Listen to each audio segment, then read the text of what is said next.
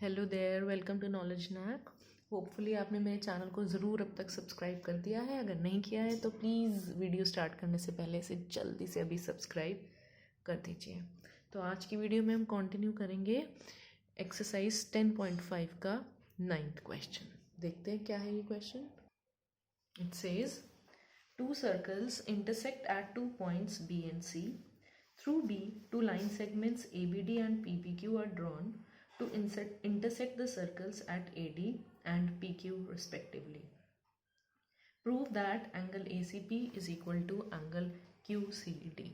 देखिए, इसमें हमें जो फिगर गिवन है वो बहुत कॉम्प्लिकेटेड दिख रही है, लेकिन अगर आप थोड़ा सा इसको ध्यान से ऑब्जर्व करेंगे तो बहुत इजी सॉल्यूशन है इसका। एक देखिए बड़ा सर्कल है, एक छोटा सर्कल है।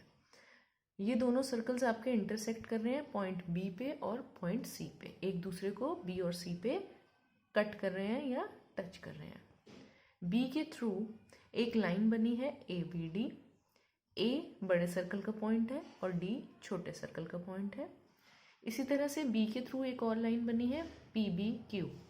पी बड़े सर्कल का पॉइंट है और क्यू स्मॉल सर्कल का पॉइंट है। अब हमें इसमें प्रूफ क्या करना है, देखिए एंगल ए सी पी, इस एंगल को हमें, मैं दूसरा कलर यूज करती हूँ यहाँ, हमें इस एंगल को प्रूव करना है क्यू सी डी, इस एंगल के इक्वल। तो देखिए किस तरह से करेंगे। सबसे पहले देखिए ये बड़ा सर्कल देखते हैं।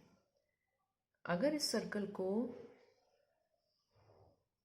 हम ऑब्जर्व करें, ये पॉइंट है हमारा ए सी पी, ये एक एंगल है। तो इस एंगल के स्टार्टिंग पॉइंट्स हुए ए और पी, यानी कि जो ये एंगल है इसकी दो आर्म्स हैं ए सी और पी सी। तो ये वाली जो आर्म है ए से स्टार्ट हो रही है और ये वाली आर्म जो है पी से स्टार्ट हो रही है। इसी तरह से एक दूसरा एंगल है ए बी पी। इस एंगल की दो आर्म्स हैं ए बी और पी बी। तो मतलब इस एंगल के स्टार्टिंग पॉइंट्स भी हुए ए और पी। तो इस हिसाब से ये दोनों एंगल्स हमारे सेम सेगमेंट में लाई कर रहे हैं और हमने सेम सेगमेंट के लिए एक प्रॉपर्टी पढ़ी है, angles in the same segment of circle are equal. ये प्रॉपर्टी है। तो इसलिए अब हम लिख सकते हैं angle ACP is equal to angle ABP। अब इसी तरह से छोटे सर्कल में भी दो एंगल्स हम देखते हैं।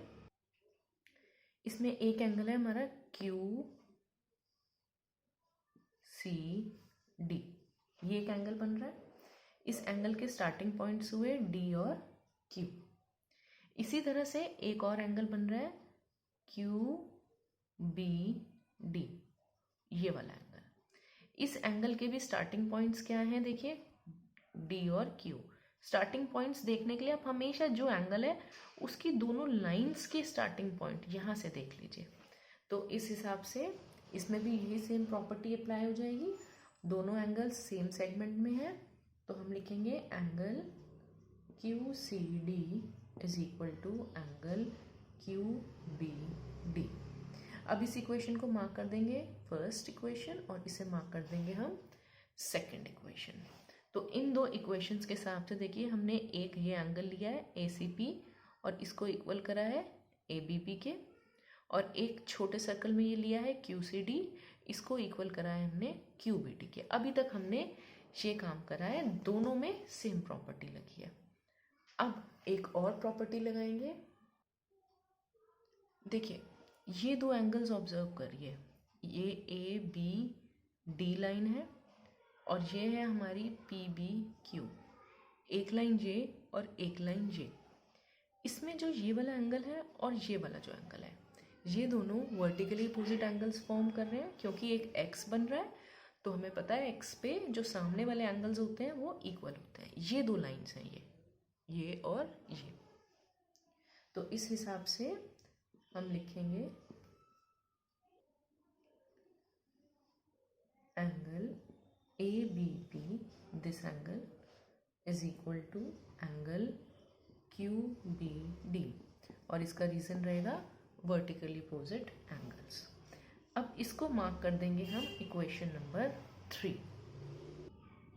अब हम इन तीनों इक्वेशंस को कंपेयर करेंगे from equation 1, 2 and 3। What do we get? देखिए, फर्स्ट इक्वेशन में राइट साइड पर है ABP और सेकंड इक्वेशन में राइट साइड पर है QBD, और थर्ड इक्वेशन में देखिए ये दोनों इक्वल है, यानी कि ABP और QBD ये हमारे थर्ड इक्वेशन के अकॉर्डिंग इक्वल आ रहे हैं।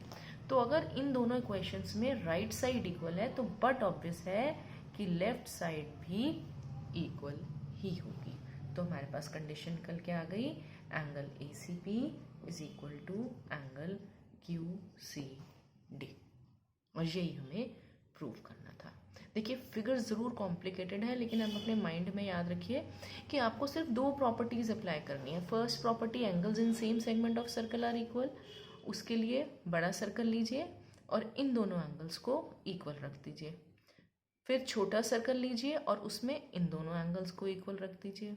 उसके बाद आपको प्रॉपर्टी लगानी है वर्टिकली अपोजिट की, उसके हिसाब से ये x बन रहा है, तो यहाँ पर ये दो सामने वाले एंगल्स इक्वल हैं।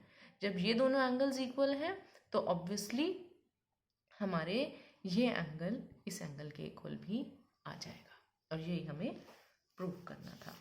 तो अब देखते हैं next question, question number 10। Question 10 says, if circles are drawn taking two sides of a triangle as diameters, prove that the point of intersection of these circles lie on the third side। देखिए, इस question में हमें क्या given है? 2 circles हैं और ये AB और AC जो हैं ये दोनों इस ट्रायंगल के इन सर्कल्स के डायमीटर्स हैं, और इन्हीं डायमीटर्स के एंड पॉइंट्स को ज्वाइन करके BC लाइन ड्रॉ करी गई, तो ABC एक ट्रायंगल बन गया है। अब हमें प्रूव करना है point of intersection of these circles lie on the third side. देखिए, ये पॉइंट ऑफ इंटरसेक्शन है सर्कल्स का, D पॉइंट पर दोनों सर्कल एक दूसरे को टच कर रहे हैं, कट कर रहे हैं।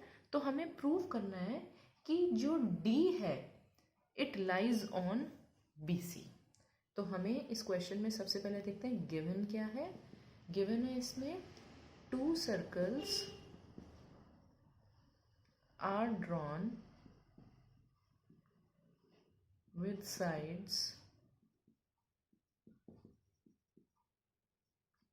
AB and AC of triangle ABC as diameters।